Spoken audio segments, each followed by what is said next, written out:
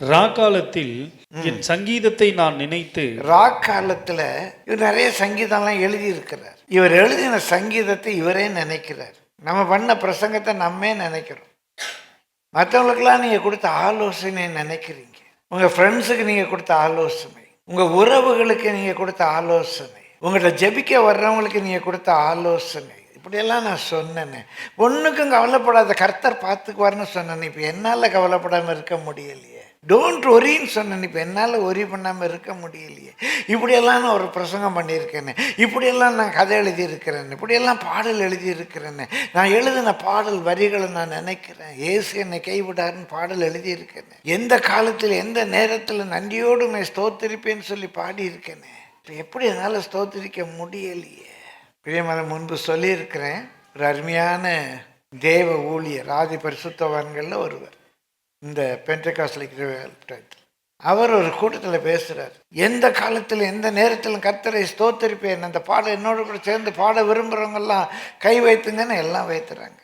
உனக்கு வேலை போயிடுச்சு, அந்த நேரத்தில் இந்த பாட்டை பாடுவேன்னு சொல்கிறவங்கெல்லாம் கை வைத்துங்க. கொஞ்சம் பேர் கைகளை போட்டாங்க.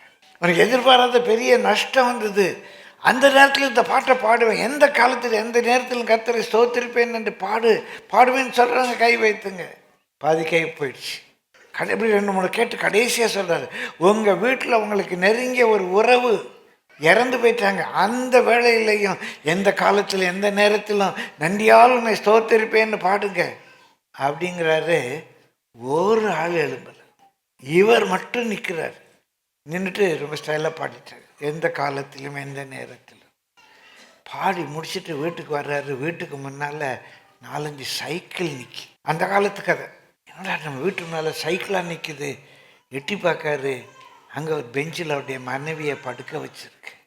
பயந்துட்டார். கிட்ட போனால் ஒன்றும் இல்லை, அந்த அம்மாவுக்கு திடீர்னு கீழே விழுந்து காலில் அடிபட்டுடுச்சு, எலும்பு உடஞ்சிடுச்சு. அவளை அங்கே ஒரு பெஞ்சில் படுக்க வச்சுருக்காங்க. உள்ளே தெரிஞ்ச விசுவாச பையங்க, அந்த ஊரில் உள்ள பையங்கள்லாம் வந்து ஹெல்ப்புக்கு வந்து நிற்கிறாங்க. கிட்ட போனாராம். எந்த காலத்திலும் பாடுவோமா,